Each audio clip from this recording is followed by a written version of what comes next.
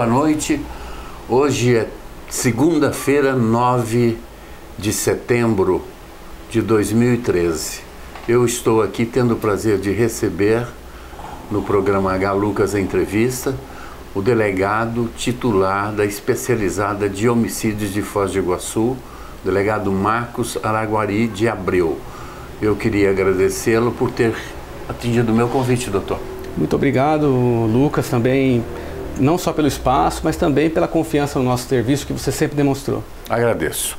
Doutor, vamos começar. Aqui nós vamos falar sobre as suas atividades à frente da Delegacia de Homicídio. E vai ter bastante assunto. Queria chamar a atenção das pessoas que tiverem interesse. Acho que mandar pergunta para o senhor. Pelo que eu conheço do senhor, o senhor não terá nenhuma, não se furtará a respondê-las. Então, pode ligar aqui no canal, que eu não sei o número ainda também, porque não me falaram, mas o... Quanto? 3028 84 54. 3028 8454. Manda aí perguntas. Doutor Marcos Araguari, vamos começar para que as pessoas que não o conhecem bem. O senhor veio de São Paulo para cá, não foi? O senhor se formou na USP, em São Paulo, advocacia? Sim, eu sou oriundo do estado de São Paulo, do interior do estado de São Paulo, uma cidade chamada Bariri, no centro-oeste paulista. No ano 2000 me formei na USP, em Direito.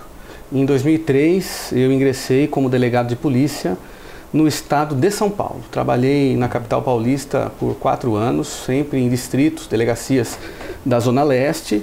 E em 2008, no final de 2008, eu optei por prestar um novo concurso aqui para o Paraná e conseguimos passar, né? Estamos aqui então desde então. O senhor tem hábito de passar no primeiro concurso que o senhor passa? Não é bem assim. Não, mas o senhor passou no de São Paulo a primeira vez. Sim. Formou-se em advogado, fez um concurso para delegado, passou. Perfeito. Fez outro para o Paraná, passou. Sim, mas assim? Nesse meio tempo também houve ali os fracassos, né? O senhor é um estudioso, eu sei que o senhor gosta muito de ler, né? Sim, Agora mesmo eu cheguei aqui na porta da televisão, encontrei o senhor dentro do seu veículo lendo. Inclusive um autor bastante, né, profundo, um filósofo, sei tudo. Então, quem lê sabe mais. É assim, né, doutor? A gente tem o hábito, né, de ler realmente, gosto muito, gosto de estudar.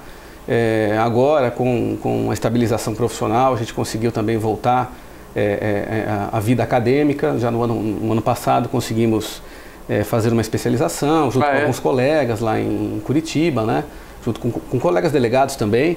E agora estamos tentando, né, entrar definitivamente no mestrado, vamos tentar também no ano que vem. Mas é bom também para a atividade profissional. A gente sai um pouco daquele dia a dia de polícia, né, e consegue angariar conhecimentos para trabalhar melhor também. Sem dúvida. Doutor, a polícia, comparando a polícia paulista, que é considerada uma das melhores polícias do Brasil, porque tem muito recurso, polícia de São Paulo, né? São Paulo é um estado rico. E os governantes lá investem maciçamente em segurança. Comparando a polícia paulista com a do Paraná, o Paraná fica muito longe em termos de resultados? Não, na verdade são duas polícias civis, é claro, nas quais eu trabalhei, né? São polícias um pouco diferentes. A polícia de São Paulo ela é um pouco mais burocratizada, mais hierarquizada também. E também melhor equipada, tendo em vista, é claro, que existe ali, houve ali historicamente um outro tipo de abordagem em relação à Polícia Civil. Mas no estado do Paraná nós temos, nos últimos anos eu tenho percebido a informatização da polícia, os equipamentos policiais têm melhorado muito e nós detectamos aqui no Paraná, Lucas, uma diferença em relação à Polícia Civil, a atuação, que a Polícia Civil aqui é mais atuante em termos de investigação. Sim. Então nós temos, por exemplo, aqui em Foz, 4 ou 5 delegados que trabalham aqui na cidade, né, fora os que estão em cidades vizinhas, né, Santa Terezinha, enfim, as outras cidades menores.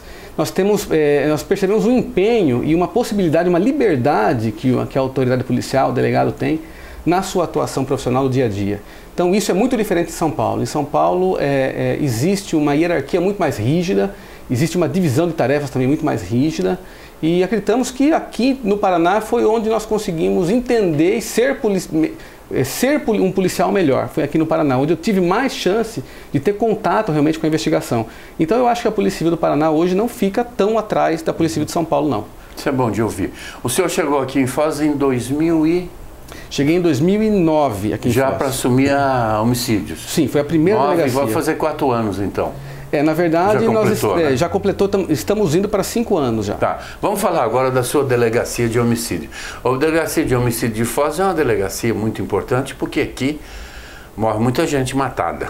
Já morreu demais. Eu me lembro antes de eu chegar aqui, no final dos anos 90, eu não sei precisar, mas eu diria que foi ali entre 98 e 99, eu tinha um programa de televisão parecido com esse também, fazia entrevistas, e eu me lembro bem que teve um ano que foram registrados 314 homicídios no município.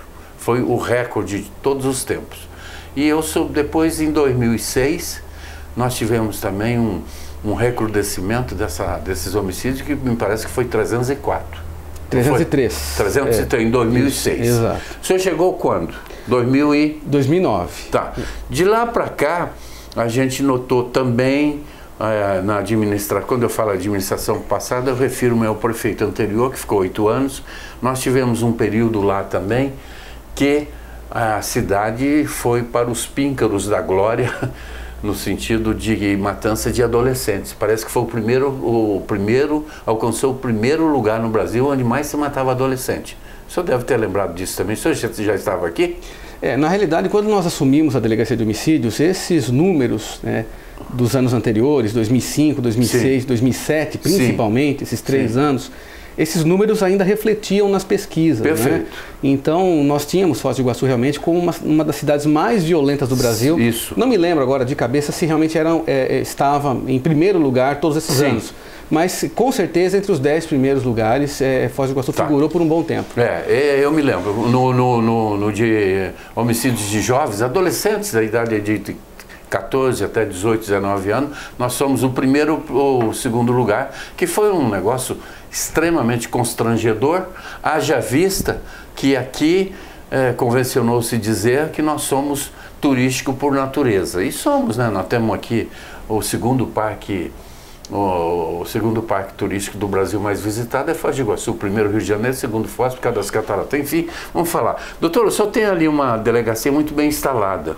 Eu vejo lá, eu já vou lá de vez em quando, converso com o senhor, tomo um café. As instalações são ótimas. Quando o senhor chegou, eram bem acanhadinhas. Ali em cima, uma salinha pequenininha, não tinha equipamento. Isso, o senhor ganhou ali aquele prédio novo ali e ali tem tudo que o senhor precisa. Eu queria saber do senhor o seguinte: tudo que o senhor precisa para investigar os crimes, o senhor tem ali à sua disposição? O pessoal que o senhor tem, veículos, tudo dentro do que o senhor gostaria de ter, ou poderia ser mais? Olha, durante esse período que nós estamos aqui em Foz, esses 4 para 5 anos já, realmente, nas administrações do Dr. Macorim, Dr. Rogério Antônio Lopes, houve uma melhor estruturação da Delegacia de Homicídios, né? E nós mudamos de prédio. Hoje o nosso prédio contempla espaço para 4 cartórios, nós reformamos também o prédio em parte. Então nós temos 4 cartórios que trabalham com a parte de investigação, temos um espaço também, um setor específico de investigação, e tentávamos agora instalar o setor de investigação de crimes antigos. Né? Perfeito. Nós temos hoje ali 3 escrivães. Quando eu cheguei aqui, nós tínhamos apenas um escrivão que acumulava todas essas funções, né? Os inquéritos novos, sim, a parte administrativa e também os inquéritos mais antigos, que eu considero hoje os de 2011 para trás, né? Mas eu acredito que hoje nós temos uma estrutura que tem dado conta do número de crimes que tem ocorrido. O nosso problema, que nós nos concentramos hoje, seria em tentar resolver crimes antigos. Isso é até uma frustração para a equipe, porque realmente os crimes antigos acabam ficando em inquéritos que acabam não sendo movimentados. E é claro, se nós tivéssemos talvez mais 5 ou 10 funcionários, esses crimes poderiam ser resolvidos sim. Mas o senhor tocou aí nos crimes antigos. Eu me lembro, há pouco tempo, o senhor contou para nós da imprensa que o senhor estava criando essa divisão para investigar crime. Ela está lá dentro? Sim, funciona, mas é claro que nós poderíamos ter uma estrutura um pouco maior, né? Doutor, uma coisa também que, vamos falar aqui, fazer uma análise dessas questões das mortes no município. Sabemos que nos últimos 5 anos, os homicídios reduziram-se em 50%. Eu pediria ao senhor, que o senhor é um estudioso da matéria, o senhor que preside os inquéritos, e lá o que aconteceu, quais foram os fatores preponderantes para esse resultado, eu diria um resultado excepcional, Porque, né, falar em estatística em redução de 50% é um número gritante. O que foi na sua ótica? Lucas, nós costumamos dizer na Delegacia de Homicídios que esses números nós não comemoramos. Porque para nós comemorarmos uma redução, a gente espera um período de pelo menos uns 10 anos para entender o que aconteceu na cidade. Mas é claro, nós constatamos que tem havido uma redução. É claro que nessa redução, um componente de esclarecimento de crimes, de combate ao crime que já aconteceu através da Delegacia de Homicídios, é muito importante. Mas nós não podemos assumir a responsabilidade por reduzir ou por deixar de reduzir sozinhos o crime de homicídio. É claro que ano após ano tem havido uma atenção maior, tanto do Estado como da União, em relação à Tríplice Fronteira. Talvez por uma questão de segurança nacional, talvez por questões ligadas à economia, ao trânsito de mercadorias pela fronteira, mas todo esse equipamento da Polícia Federal, também da Receita Federal, da Polícia Militar também, que faz um combate efetivo também, prendendo os agentes criminosos, né? Então tudo isso somado, nos parece que tem surtido o efeito desejado de redução de crime de homicídio. Doutor, vamos aproveitar o senhor.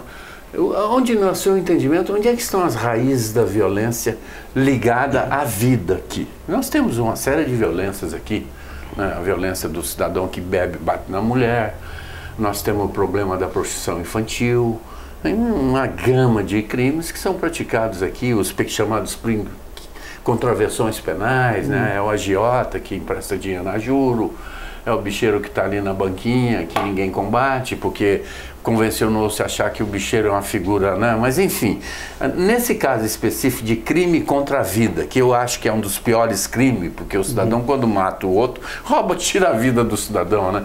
Onde estariam as raízes dessa questão, doutor? Você já parou para pensar? Na verdade, quando me perguntam isso, eu sempre digo, porque nós, quando brigamos com alguém, ou discutimos, enfim, nós não sacamos de uma arma e atiramos na pessoa. Porque nós temos uma bagagem cultural, uma bagagem familiar, que nos impede de agir dessa forma. É claro, nós temos outros meios de canalizar a nossa insatisfação com determinado fato que nos desagrada. No caso de Foz do Iguaçu, nós temos uma massa de pessoas que não tem esse privilégio cultural, esse privilégio de educação familiar que nós temos, né? E essas pessoas acabam sendo arrastadas para a criminalidade, arrastadas para o tráfico de drogas, arrastadas para o contrabando de mercadorias oriundas do Paraguai, né? E o contrabandista, o traficante, quando está insatisfeito, ele não se socorre da polícia nem da justiça, ele mata.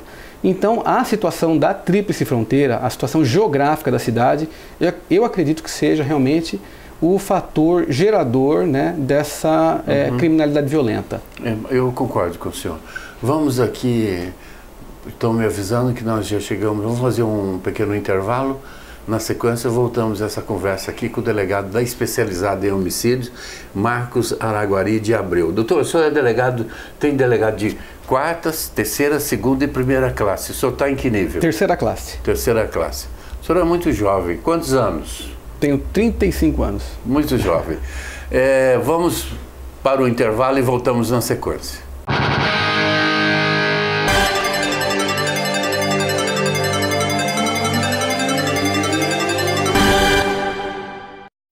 A corrupção no país totaliza 84 bilhões de reais por ano.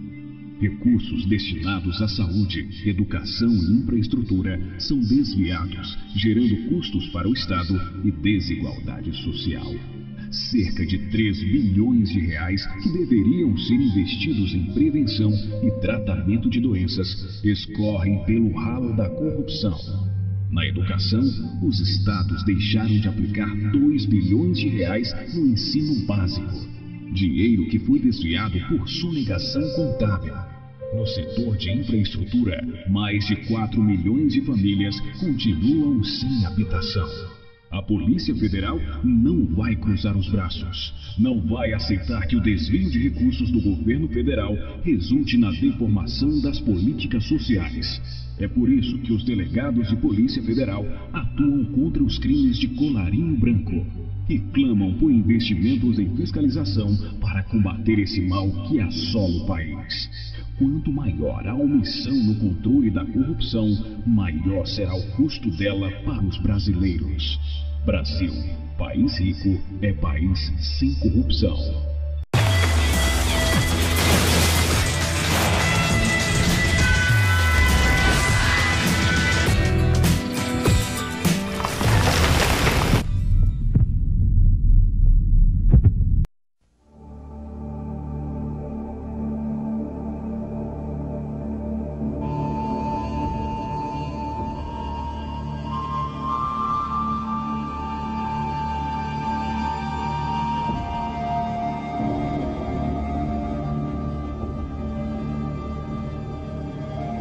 Long ago, before the first human was born, before the first tree began reaching for the sun, her life began.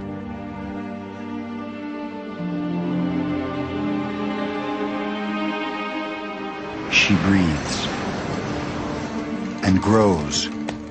Her blood rushes through her veins. She can speak her mind, and she can feel pain.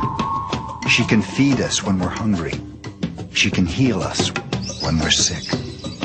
She has the power to give us energy and the power to make us smile. She's not a thing.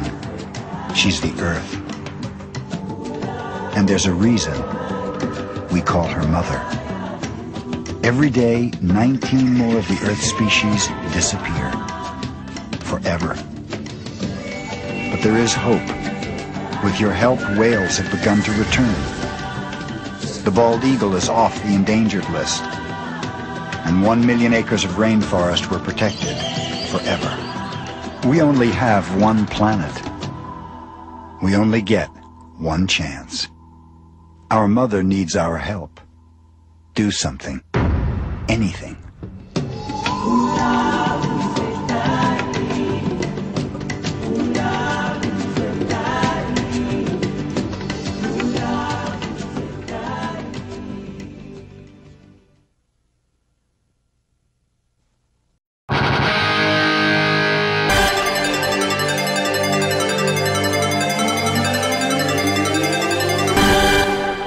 Estamos de volta aqui conversando com o delegado da homicídio, Marcos Araguari de Abreu.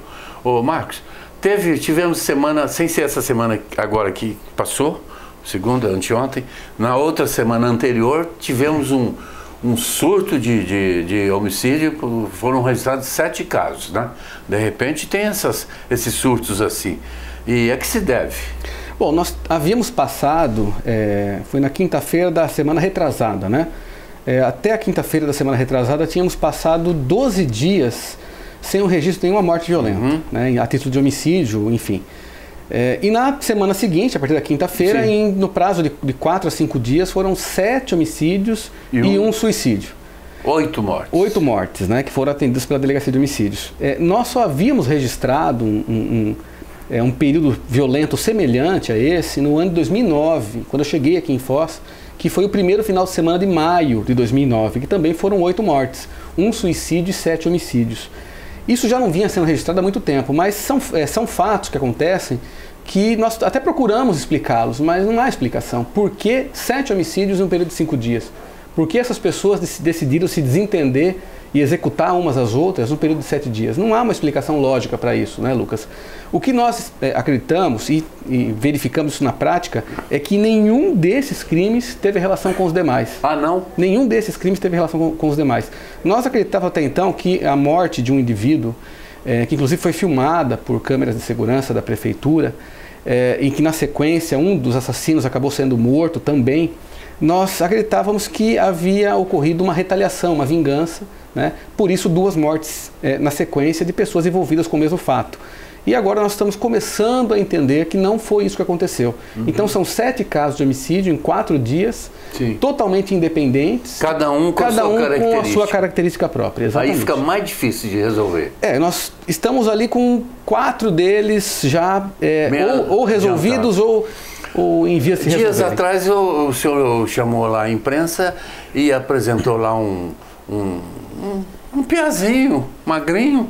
A gente vê esses piazinhos e não sabe nem como é que consegue segurar uma pistola, porque o bracinho, né, magrinho, magérrimo, bonezinho, franzino, pesa 30 quilos e já está com suspeito de matar 4, 5, 6 pessoas. Só se lembra, né? Um desses piazinhos aí que... isso Existem grupinhos aqui que se dedicam à arte de matar para ganhar dinheiro, matadores de aluguel, doutor?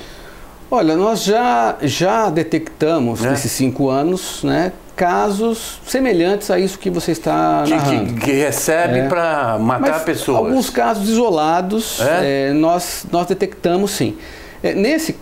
caso especificamente que você mencionou, Lucas. Sim, o senhor se lembra, né? Sim, um adolescente, Isso, né? Nós não revelamos nem a identidade Sim. dele, nem a fotografia, por se tratar de adolescente, mas realmente havia o registro de 8 casos em que nós estávamos investigando e que ele colaborou de maneira direta ou indireta. E em 5 deles, ele acabou confessando a prática desses homicídios. Houve um questionamento na época também a respeito do fato de ele ter assumido essas mortes para livrar, né, a responsabilização de um maior de idade, enfim, o que também é muito comum, o adolescente assumir a culpa, né, que pode acontecer. Mas nesses 5 casos, nós verificamos muito tranquilamente que ele, efetivamente, há indício de que ele realmente foi o autor. Sim.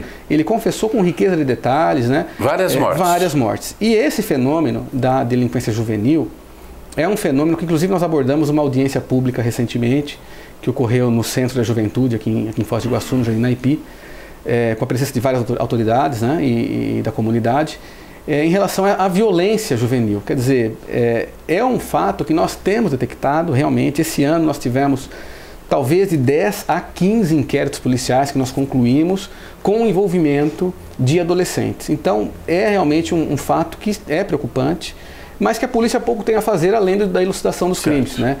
Uma vez que a lei realmente estabelece um tratamento diferenciado, muitas vezes a pessoas que já ultrapassaram o limite da pessoa em desenvolvimento, que seria o adolescente, né? Que a lei visa proteger. É uma pessoa que tem o caráter, ou a falta de caráter formado, né? Pessoas de extrema periculosidade que estão envolvidas, inclusive, às vezes, até como líderes de grupos criminosos. De extermínio. Doutor, eu vou chamar aqui para a nossa conversa 2 ou 3 casos rumorosos que aconteceram aqui no município e que até então, pelo que eu sei, continuam ainda insolúveis. Vamos começar com o caso daquele nosso colega lá da Rádio Cultura, o Carvalho. Né? O radialista Carvalho Júnior, se não me engano. Um belo dia ele chegou, ele tinha um programa de madrugada, começava às 6 horas da manhã na Cultura, e um belo dia, isso já deve ter uns caminhando para o 3º ano, se não me engano, ele chegou para trabalhar, estacionou ali na porta da rádio e teria aparecido lá o matador, chamou e atirou nele, não é? Ele, mesmo baleado, conseguiu dirigir. Estou fazendo um preâmbulo para as pessoas se lembrarem. Conseguiu conduzir o carro até ali, parece que na Guarda ou no SAMU. No SAMU, sim. No SAMU, e chegando lá ele bateu o carro e faleceu. E na época eu me lembro que o senhor investigou e chegou a ser preso um desses atores juvenis, né? Eu até o conheci lá na delegacia, magrinho, frio como ele só. Conversei com ele. Certo. E ele foi preso na época, o senhor representou pela preventiva dele, não é isso? Como é que está aquele caso? Ele esteve preso e eu soube que ele foi solto. Aquelas prisões que aconteceram... caso Carvalho Júnior. Do caso Carvalho Júnior, não foram pedidos da Delegacia de Homicídios. Pois não. Foram pedidos da Delegacia Central. Pois não. Esse inquérito ele se desenrolou por cerca de 2 a 3 meses e nesse desenrolar nós detectamos, pelo menos durante esse período, 7 linhas de investigação. Nós checamos inúmeras pessoas, inúmeros suspeitos e trabalhamos desde o início com a hipótese do crime passional. Pois não. Nós chegamos a pedir na época uma prisão temporária de um dos indivíduos. Pois não. O juiz entendeu na época que não era o caso de decretar a prisão temporária. Pedimos ainda, durante as investigações, de início, uma interceptação telefônica, também uma quebra de sigilo. Hoje eu posso dizer isso porque já se encerrou o procedimento, então não é mais sigiloso. Foi concedido? Não foi concedido também. Isso nos prejudicou também um pouco no início da investigação. No final, pouco antes de serem representadas pelas prisões preventivas que acabaram sendo decretadas aí pela Delegacia Central, foram feitos pedidos, né? Nós nos encontrávamos em período de férias e quando fomos avisados de que essas prisões tinham sido decretadas, né? E de que uma pessoa teria confessado o fato envolvendo outro rapaz e uma moça que seria a pessoa que teria entregue um valor em dinheiro para os assassinos cometerem o crime. Então, a partir daí nós retornamos das férias e fizemos uma reconstituição desse crime. O suspeito ali na reconstituição, ele foi bem tranquilo. Algumas coisas ele aparentemente tentou omitir, mas ele acabou confirmando a confissão dele, né? Sim. Em juízo ele se retratou, né? Pelo que eu tenho notícia, ele acabou voltando atrás na versão que ele tinha negou na frente do juiz. Exatamente. E as provas que foram constituídas a partir da confissão dele já não foram mais aproveitadas devido à sua retratação. Então é esse o espectro, né, que nós detectamos. O final da investigação, nós na verdade participamos apenas da reconstituição. Tá, muito bem.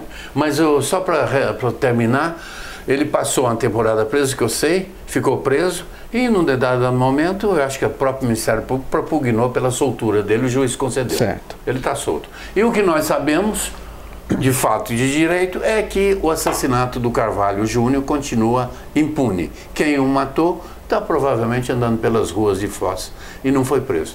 Esse é o fato. Exatamente. E tanto que é bom salientar até que depois do encerramento da investigação, quando esses fatos se encerraram com a soltura dos indivíduos, enfim, nós prosseguimos ainda com uma investigação paralela e pedimos novamente 2 interceptações telefônicas.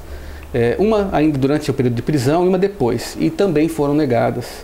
Então, infelizmente, eu acredito que hoje, verificando toda a investigação, se na época nós tivéssemos tido acesso a esses áudios, dessas conversas dos suspeitos, talvez poderíamos ter chegado a um termo diferente. Uma pena, porque esse crime do Carvalho tem tudo para nunca ser descoberto, porque o crime esses crimes de morte, doutor, naturalmente, naquelas horas seguidas que a polícia é comunicada da morte, elas são fundamentais, não são? Exatamente. No calor ali do creptar dos fatos, né? Porque quanto mais passa, mais fica difícil. Por isso que eu digo, naquele momento, a interceptação era imprescindível. Era imprescindível. O juiz não deu paciência, né? Outro caso que eu quero conversar com o senhor, alguns casos que eu estou pensando aqui, para nós discutirmos essas questões, as investigações e coisa e tal. Nós tivemos também um caso aqui que repercutiu muito. 2 adolescentes apareceram maniatados lá, foram maniatados com cinto, né? Cinturão de roupa, de calça, e apareceram lá com baleados na cabeça, né? Perfeito. Execução sumária. O senhor lembra desse caso? Me lembro. Ali no Portal da Foz. Um duplo homicídio. Um duplo homicídio, né? Chocou a cidade também, porque eram 2 adolescentes também, imberbes, né? E como é que ficou aquele caso, doutor? Olha, essa investigação foi uma das investigações mais difíceis que nós fizemos. Por isso que eu chamei o assunto. Foi uma das primeiras em que nós utilizamos a quebra de sigilo telefônico. Tivemos a detecção de um suspeito, que era proprietário de um estabelecimento comercial, de uma lanchonete. Identificamos também que os adolescentes tinham participado de um furto desse estabelecimento momentos antes de serem sequestrados. Ouvimos algumas testemunhas, quebramos o sigilo telefônico e detectamos algumas contradições em algumas declarações do suspeito desse crime. Todavia, em juízo também, essas informações acabaram talvez não sendo corroboradas, e apesar de nós termos efetuado o indiciamento, o interrogatório, enfim, desse suspeito, nós acreditamos que talvez não tenha sido suficiente para em juízo formalizar uma condenação. Tá, mas ele chegou a ser indiciado pelo Ministério Público como autor?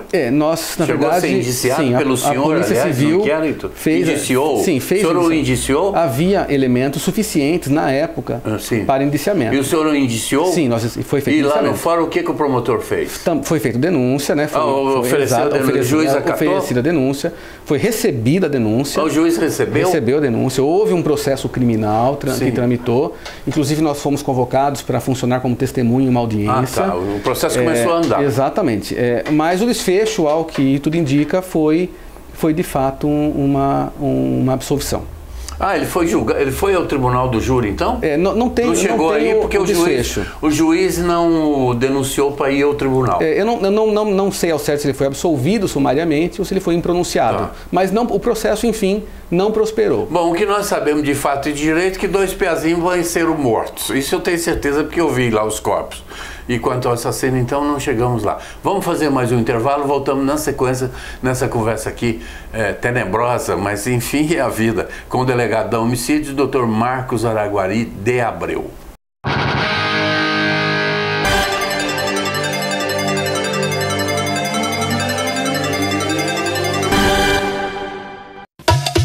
O assunto é ar-condicionado contaminado. O ar-condicionado dos prédios de escritórios é conduzido por tubos. eles viram condutores de bactérias e outras impurezas. A limpeza e manutenção dos dutos devem ser constantes. Prédio bem cuidado, gente bem tratada.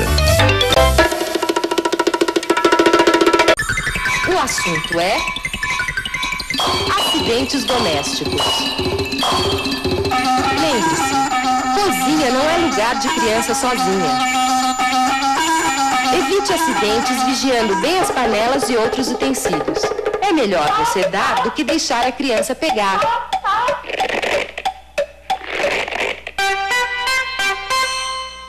Lembre-se, cuidado nunca é...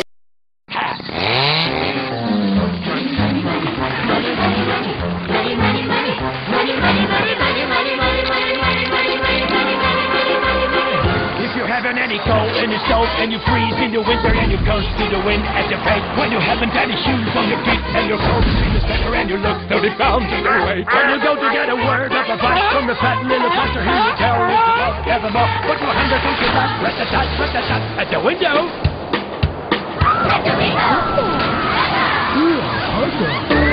See how the lights out the door. Fall. Money makes the world, the world, the world. The clinking, clanking sound of money, money, money, money, money, money, money, money, get a little, money, money, money, money, money, now together, work it about it, makes the world go round.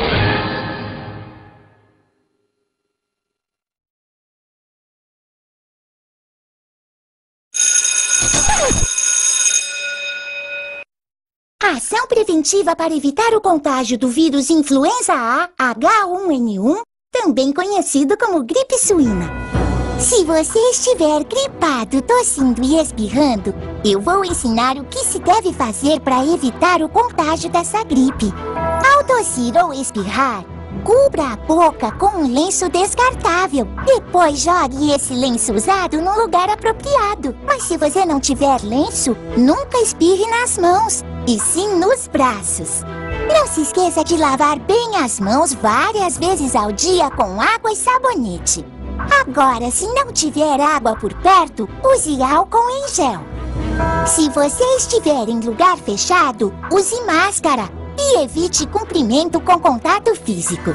Cuide bem de você e ensine a sua turminha a se cuidar também.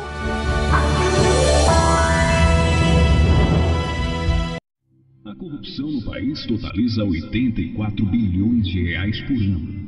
Recursos destinados à saúde, educação e infraestrutura são desviados, gerando custos para o Estado e desigualdade social. Cerca de 3 bilhões de reais que deveriam ser investidos em prevenção e tratamento de doenças escorrem pelo ralo da corrupção. Na educação, os estados deixaram de aplicar 2 bilhões... O assunto é cuidados com o sol. Às 9 horas da manhã, sua pele sofre menos a ação do sol do que ao meio-dia. Portanto, atenção! O fator de proteção solar tem de ser adequado à hora e ao tempo de exposição ao sol. Esteja você na praia, na cidade ou no campo. Sua pele merece proteção.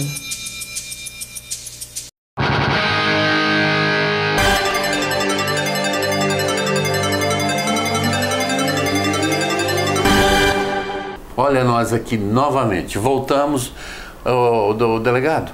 Outro caso que eu quero chamar para o senhor comentar conosco, eu acho que isso tem novidades aí que eu soube, mas o senhor que vai dizer. Tempos atrás uma adolescente, uma menina moça, bonita, de boa família, era estagiária inclusive do fórum aqui da comarca. Trabalhava ali nas varas, né? Tem várias adolescentes que trabalham ali, tanto homem como mulher. Um cidadão não, porque não é um animal, pegou essa moça, matou-a. E existe até uma suspeita que ele estuprou-a matou ou estuprou antes ou depois, e ele acabou miseando-se no Paraguai. O senhor lembra desse caso? Perfeito. Podemos sim. falar dele? Claro. Aquele caso, doutor, aquele pintadinho. Sim. Nós realmente atendemos esse caso. Eu não me lembro agora, Lucas, infelizmente. Tem uns 3 anos, né? O nome da vítima eu não vou me lembrar. Sim, nem eu também. Mas não era uma moça estagiária do fórum? Uma ex-estagiária do fórum. Adolescente aí de seus 20 anos. Exatamente.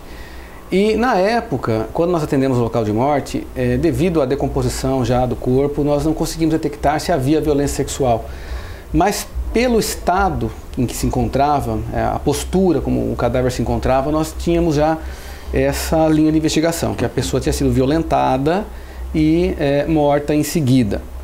Na época, nós detectamos através de perícias, até repetimos algumas perícias também, fizemos a exumação do corpo, para identificar a arma do crime, e descobrimos que não era uma arma de fogo, que era um instrumento contundente, ou seja, ela recebeu uma pancada na cabeça e por esse motivo faleceu. Então, a morte brutal. Nós identificamos um indivíduo através de características físicas e a equipe de investigação conseguiu trazer um suspeito à delegacia. E eu tive uma conversa com ele, ele muito tranquilo, e sugeri a ele que contasse o que tinha realmente acontecido, porque a versão que ele trazia no momento não era uma versão condizente com a situação de investigação naquele momento contra ele. E ele, em dado momento, acabou confessando, e chorou muito, inclusive. Confessou? Confessou o fato. E nós perguntamos então se houve violência sexual. Ele falou não. Ele falou, o que aconteceu foi o seguinte: eu estava em um local ali determinado, na prainha de Três Lagoas, com essa moça e outras pessoas, e com a vítima. Dei uma carona para ela, em resumo. Mostrou depois para a equipe de investigação, nós percorremos com viatura todo o caminho que ele fez, ele mostrou, isso está filmado e fotografado inclusive, e nós levamos o rapaz até o local onde ele disse na sequência ter deixado a moça. E ele disse que ela foi com ele de comum acordo e que ele não a estuprou, mas que manteve relações sexuais com ele.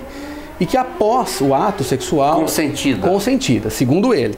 E que após o ato sexual ela teria ameaçado, acabou brigando com ele não soube explicar também, teria feito uma ameaça contra ele, e por conta disso ele apanhou um pedaço de toco, né, de árvore, um galho grosso, inclusive, que foi apreendido pela delegacia no local do crime. Ele pegou esse pedaço de madeira e bateu na cabeça dela, né? E isso que ocasionou a morte. Então, toda a prova que nós constituímos era muito robusta, mas nesse dia não havia um mandado de prisão desse rapaz. E nós estávamos ainda buscando a decretação da prisão temporária dele. E ele acabou fugindo da cidade. Nós, por uma questão de honra, né, nós pretendíamos efetivar a prisão dele, até porque pela gravidade do fato e também pela maneira como aconteceu, né? Ele confessar o crime, deixar a cidade e para um lugar que ninguém, até a semana passada, ninguém sabia. Vou fazer uma pergunta que provavelmente as pessoas que nos assistem gostariam de fazê-la também. No momento que o senhor o interrogou, o senhor acabou de dizer que ele confessou e todo aquele móvel do crime foi checado e tudo, por que o senhor nesse instante não deu voz de... ele não estava no flagrante? Isso era por volta das 6 ou 7 horas da noite. O senhor poderia tê-lo prendido? Não, em flagrante não, porque já havia passado muito tempo. Isso já estava escurecendo? Né? Na verdade, foi alguns dias depois. Tá. E era já início da noite. Ele confessou para o senhor na delegacia? O senhor não segurou ele? Nós não podemos, né? Aí é que entrou, eu sabia que eu já tinha conversado com o senhor não pode fazer isso. Sabe por quê? Que você que está nos assistindo? Porque esse senhor aqui é um delegado de polícia nota 10, ele é legalista. Ele trabalha em cima da parte legal. Ele não é bandalha, porque ele poderia ter pego esse cara... metido num quartinho, esperar o dia amanhecer, ir no fórum, contar o caso para o juiz dar deferir um pedido de prisão temporária. Mas ele não fez porque ele é um delegado legalista, não é isso? E naquele momento também, Lucas, havia outras informações que tinham que ser checadas ainda. Correndo, não é isso? Exatamente. Não havia, naquele momento, não era propício não era o momento que nós nos antecipássemos dessa forma. E poderia até deixar um pouquinho para frente e depois ir atrás dele. Doutor, o fato que ele foi localizado no Paraguai e estaria preso pela polícia paraguaia? Nós tivemos uma notícia... Qual é o nome dele, doutor? Juan Nilson Pereira Hardwig. Hardwig. Eu já dei, inclusive, a foto dele no site, várias vezes, não é? Várias vezes, porque eu achei... Aquele foi um crime escabroso. Exatamente. Aquela menina não merecia morrer daquele jeito. Uma menina moça, devia ter lá seus 20 anos, uma moça bonita, bem nascida, trabalhava no fórum, de repente chega um psicopata desse, mata a moça. Ele é o Hardwig. Exatamente. Ele foi preso, ao que tudo indica. Nós estamos, é claro, essa informação, Lucas, ela até segundo momento, ela é uma informação extraoficial, porque foi uma notícia informal que chegou aos policiais. Eles checaram no Paraguai, levaram fotografia, documentos dele, né, do suspeito, e houve uma checagem e ele estaria preso em um estabelecimento penal, aqui inclusive próximo da fronteira. Teria sido preso acusado de um crime de roubo e na participação em uma tentativa de homicídio. Também são notícias extraoficiais da polícia paraguaia. Nós estamos agora gestionando, junto às autoridades, né, da Fiscalia, do Ministério Público paraguaio, para o fim de que nós sejamos exatamente cientificados da situação processual dele no Paraguai e, na sequência, não havendo interesse da manutenção da prisão dele no Paraguai, que ele seja, então, recambiado ao Brasil. Existe, aí seria as tratativas diplomáticas, né, doutor? Nós estamos... Existe isso. Sim, porque ele teria, em tese, de responder primeiro pelos crimes lá. Nós não sabemos em que pé estão as investigações ou os processos. Mas vai acompanhar, né? Então. E vamos acompanhar. Mas o certo é que ele foi preso no Paraguai. Tá bom. Se a única hipótese dele não ser reconduzido ao Brasil seria a hipótese em que a autoridade paraguaia não nos atendesse nesse pedido, né, e liberasse o Juan Nilson na sequência sem nos avisar. Se isso acontecer, infelizmente, nós não teremos a prisão dele aqui no Brasil. Mas acreditamos que nos próximos dias tenhamos a possibilidade de... Exatamente. Tá. Vamos voltar um pouquinho naquela conversa lá sobre onde é que está as raízes da violência. O senhor começou a fazer sua linha de raciocínio, veio o intervalo e ficamos ali. Vamos voltar. Essa questão dessas mortes que ocorrem eu acho, não sei, mas quem fala aqui é o senhor, eu apenas pergunto. Teria essas pessoas que, de uma forma ou de outra, que tem muitas milhares de pessoas que se dedicam ao contrabando, né, doutor? Porque não tem emprego, o município não oferece muita expectativa de emprego, nós não temos indústria, o nosso comércio é incipiente, as pessoas que trabalham aí normalmente o funcionário público federal da Itaipu, da Receita, da Polícia Federal, né, da Prefeitura, e nós não temos um parque industrial aqui de geração de emprego. Milhares de pessoas aqui trabalham nesse expediente de passar mercadoria ali, né? E levam para as outras cidades também. Sim. Não é assim? Nós sabemos disso. Exatamente. É um número muito grande de pessoas que vivem disso. Exatamente. Né? Com um seríssimo prejuízo, inclusive econômico, para a cidade. Sim, porque isso aí sangra o cofre da União, do Estado e do município, porque deixam de pagar impostos das coisas que compram, que saem, né? E essas pessoas também acabam sendo mortas, é isso, doutor? Sim. Lucas, nós estamos tentando ingressar num programa de mestrado para o próximo ano e nossa intenção é fazer um estudo, inclusive... O senhor vai defender essa tese? Exatamente, nós vamos tentar entender isso. E, na verdade, o que nós entendemos preliminarmente é que a história da construção da cultura do delinquente aqui em Foz do Iguaçu levou a essa cena de que o contrabando acaba sendo até entendido como uma coisa legal. Uma atividade lúdica. Uma atividade legal, uma atividade que não deveria ser reprimida pelo Estado. Tem esse consenso, sim. Exatamente, um consenso social sobre aquilo que aquilo que seria... vamos tolerar, porque exatamente, a tolerância do ilícito. Uma cotinha, né? Exatamente. E tudo isso, Lucas, acaba gerando uma situação de aproveitamento por parte de contrabandistas de uma mão de obra que é desqualificada. Sim, desqualificada, barata. E que acaba sendo vítima de homicídio. Né? Mas aqui, quando começou a ficar boa, que voltamos de novo para o intervalo. Nós teremos mais um bloco finalmente, na sequência, e vamos falar disso aí, dessa questão que envolve contrabando com as mortes que acabam ocorrendo também, porque durante muito tempo pensou-se que se matava muito na fronteira por causa das drogas. Né? Durante muito tempo pensou-se isso. Só droga, aquela famosa sujeito que compra droga e não paga. Mas não é bem assim, não. Tem esse componente do contrabando que o senhor vai contar para nós na sequência. Vamos mais último intervalo, por favor.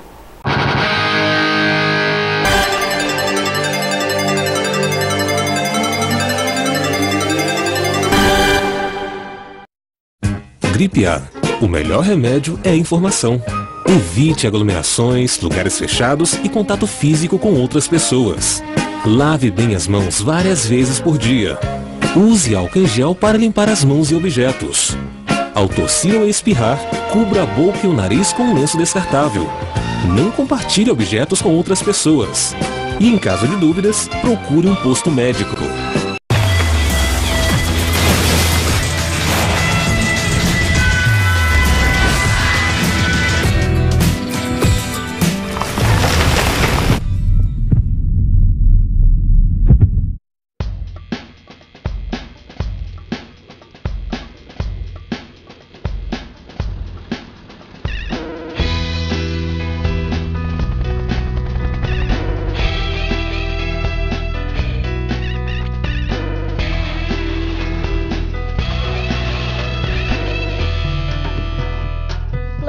Precisa do Greenpeace.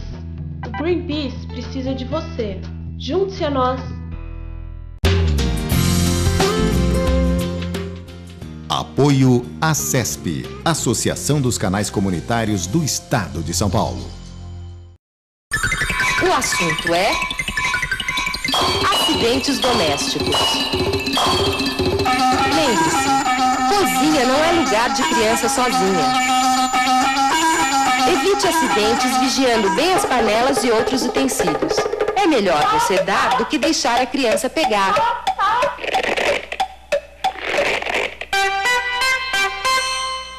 Lembre-se, cuidado nunca é demais.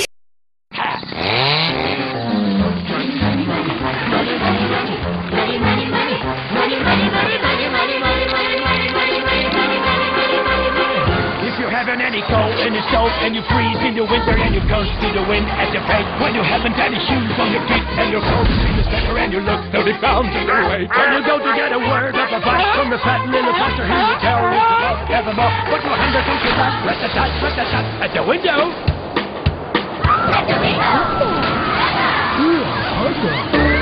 See how the right out the door. For money makes the world, the world, the world. The clinking, clanking sound of money, money, money, money, money, money, money, money, get a little, get a little, money, money, money, money, get a little, get a what you about it makes the world go round.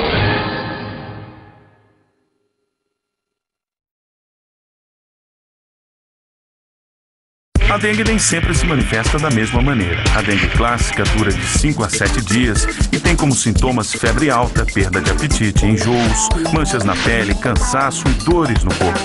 Já a dengue hemorrágica é mais perigosa, pode provocar sangramento pelo nariz, dores abdominais, vômitos persistentes, sede excessiva e dificuldade respiratória. A dengue hemorrágica pode levar à morte se não tratada com rapidez. Combater a dengue é responsabilidade de todos nós.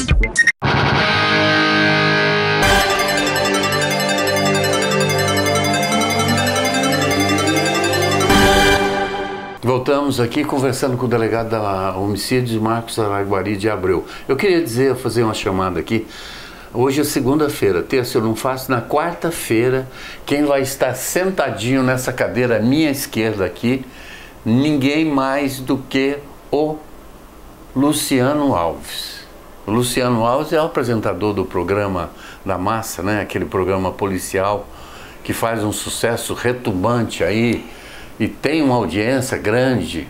Então eu demorei a convencê-lo. Ele não dá entrevista porque ele é um astro. O Luciano é um astro, eu também sou astro, mas eu perto dele sou um pintinho. O Luciano é um astro de primeira grandeza da televisão. Ele vai estar sentado quarta-feira aqui, vai nos dar uma entrevista também. Nós vamos falar um monte com ele. Então não esqueça, quarta-feira às 18h30, Luciano Alves da Naipi vai conversar comigo aqui. Eu falei para ele vir com aquelas camisas bonitas que ele tem lá, vermelha, amarela, cor de rosa. Vamos lá. Doutor, o senhor estava falando sobre um assunto curioso isso aí, sobre a questão dos homicídios e essa relação que teria com o contrabando. Seja, por favor, fale mais um pouquinho disso aí para nós entendermos melhor. O que nós detectamos esses 4 anos e meio, quase 5 anos já à frente da Delegacia de Homicídios, claro, existem muitos crimes que não são resolvidos, então não podemos fazer uma proporção, uma porcentagem, né, de quantos homicídios são relacionados a contrabando, mas sem dúvida há essa relação. Nós demos uma declaração nesse sentido há cerca de 1 ano e meio, a 2 anos atrás, e recebemos várias críticas na época por parte inclusive de pessoas que têm relação com o pequeno contrabando, né? Os chamados laranjas, mulas, enfim. E, na verdade, talvez tenhamos sido mal entendidos, ou talvez não. Ou talvez essas pessoas não tenham consciência do que falaram. Uma vez que o que existe, Lucas, é uma cultura realmente que acaba fazendo com que as pessoas entendam o pequeno contrabando como algo lícito, como algo que não deveria ser reprimido pela polícia e pela Receita Federal, por exemplo. Muitas vezes, quando nós conversamos com uma pessoa que é envolvida na qualidade ali de laranja, os famosos laranjas, mulas, né? Sim. Essas pessoas acabam até às vezes declinando que não têm consciência de que aquele fato que elas estão perpetrando tem alguma gravidade. Né? As pessoas acabam não entendendo que acabam praticando um crime ao praticar o contrabando. Sim. Um crime de natureza, inclusive federal, investigado pela Polícia Federal. Né? E isso acaba fazendo com que as pessoas, muitas vezes pelo lucro fácil, pelo ganho fácil, acabam não querendo sair desse círculo vicioso. Viver com naturalidade. Viver com naturalidade. Seria uma espécie de uma banalização. Exatamente. E isso arrasta, me parece, que tem arrastado a cidade de Foz do Iguaçu, né, para um refreamento econômico. Né? Parece que as pessoas não têm interesse em trabalhar com a formalidade. Tanto isso é verdade que nós fomos estudar isso de maneira um pouco mais profunda, a lei que estabeleceu o regime de tributação unificada, a lei dos sacoleiros. Sim, né? do Jacobo. Exatamente. E nós tivemos a detecção de que a primeira regulamentação da Polícia Federal, da Receita Federal, depois que a lei entrou em vigor, foi depois de 2 anos. Sim. E que a regulamentação definitiva depois de 3 anos. Sim. De que a lei entrou em vigor. Então, parece-nos que a lei não pegou. Né? Que a lei não pegou, que as pessoas não têm interesse em legalizar, em vir para a formalidade, para o comércio formal. Né? E do mesmo modo acabam sendo prejudicados a indústria, o comércio. Nós tivemos um fato curioso, nós fomos certa feita num jantar e fomos abordados por um garçom. E ele falou: o senhor está vendo como o restaurante está vazio? É essa operação Fronteira Blindada que está prejudicando o comércio. Eu falei: não pode ser. Como é que a operação para trazer segurança para a região está trazendo prejuízo, né? Mas justamente por causa disso, porque as pessoas acabam construindo toda a vida em torno da ilegalidade. O senhor colocou muito bem, é um paradoxo. Isso é um fato verdadeiro. Quando tem as chamadas operações aí, cheias de policiais, os negócios se arrefecem. Exatamente. Por quê? Porque a atividade criminosa, a atividade ilícita, ela tende a contrair-se, ela para naqueles momentos de muito policiamento, muita fiscalização. É um fato. E nós temos até figuras aqui, figuras públicas, pessoal que eu chamo das viúvas do trade turístico, né? As minhas viúvas do turismo, que algumas não têm nenhuma, elas chegam e falam também que tem que parar com isso porque a cidade está indo para o buraco. Não, isso é o fim da picada. Na verdade, isso é uma inversão de valores. Sem dúvida. E isso falta percepção, né, talvez não só das pessoas que estão diretamente envolvidas, mas talvez até de pessoas que tenham um poder de reação contra isso, de perceber, falta uma percepção, poder de se perceber que essa situação tem arrastado a cidade, né, e tem freado, né, freado realmente o progresso da cidade. Né? Doutor, é bem isso aí que o senhor falou. Eu queria dar aqui meu pitaco também. Durante muitos anos, o senhor é jovem aqui, o senhor veio aqui tem 5 anos, eu estou aqui há mais de 20. E aqui sempre teve aqui uma coisa curiosa. Eu sempre digo que Foz do Iguaçu sempre vive quer queira ou não queira, a reboque de Cidade do Leste. Não é uma afirmativa muito elegante, politicamente correta, mas é verdade. Nós não conseguimos viver só com Catarata, Parque das Aves, né? Porque muita gente vem para a região atrás de fazer compras e acaba aquecendo o comércio. Eu quero dizer também que isso é público e notório, grandes fortunas, famílias tradicionais aqui da região ficaram bilhardárias, ganharam muito dinheiro com o advento do contrabando. E que depois de uns 10, 15 anos para cá, convencionou-se dizer que não existe mais contrabando, que existe um comércio de compra e tal, né? Mas é bem isso aí que o senhor colocou de uma forma, o senhor é um estudioso, está fazendo um mestrado, a sua tese é isso aí, e está certinho, existe sim, o contrabando aí não é uma atividade lúdica e boazinha, nada, isso e depois traz mortes também, mas né? É claro que porque não o cidadão envolvido que passa mercadoria, de repente ele perde uma vez, perde duas, na terceira o patrão manda matar. Nós não estamos falando aqui, que fique claro, do turista ou da pessoa que vai até a cidade vizinha, a cidade comprar um equipamento. Comprar um equipamento, passear com a família, enfim, isso não há nada de ilegal nem de errado com isso. Não. O que existe, que nós sempre criticamos, é essa mentalidade de fazer com que o errado se torne certo, que aquilo que é ilegal se torne a base da economia. Tá, e nesse bolo aí acontecem as mortes também, no que são os negócios mal resolvidos entre o dono da mercadoria e aquele que vai levar a mercadoria na cidade, não é assim? Chamado mulas, não é assim, doutor? Perfeitamente. Acabam sendo mortos também por esse esquema criminoso. Sim, o contrabandista, eu falo, né, o chefe da quadrilha não se vale da justiça nem da polícia para cobrar uma dívida. Quando ele perde, ele não vai procurar o delegado. Ele tem que dar o exemplo, ele tem que matar. É mais ou menos como lá na máfia. O cara, né, ele tem que exemplificar, né, e acaba matando. Isso contribui para que o número de assassinatos também aumentem, né, doutor? Perfeitamente. Porque aqui antigamente dizia-se que o grande motivo das mortes, essas mortes aí que ocorrem, seria por problema de drogas. E não é só o problema da droga. Eu diria até que o contrabando tem mais influência do que a droga. Porque a droga passa por aqui e vai embora para os grandes centros, é corredor, né? E aqui, uma cidade como outra no Brasil, tem gente que consome droga e tem gente que não consome também. O pequeno tráfico também é fonte de homicídio também, né? É um fator gerador de homicídio. O pequeno tráfico, principalmente a eliminação de concorrência e de quem não paga ao traficante, né? Mas ao lado disso, com grande repercussão também, o contrabando. Sem dúvida nenhuma. Dr. Marcos Araguari, o senhor é a favor ou contra o aumento da maioridade penal? Na verdade, eu não sou a favor nem contra. Eu sou a favor de que seja mantida a regulamentação legal, mesmo porque nós só poderíamos mudar se rasgássemos a Constituição e fizéssemos outra, porque se trata de uma cláusula pétrea, na minha opinião. Não tem como mudar.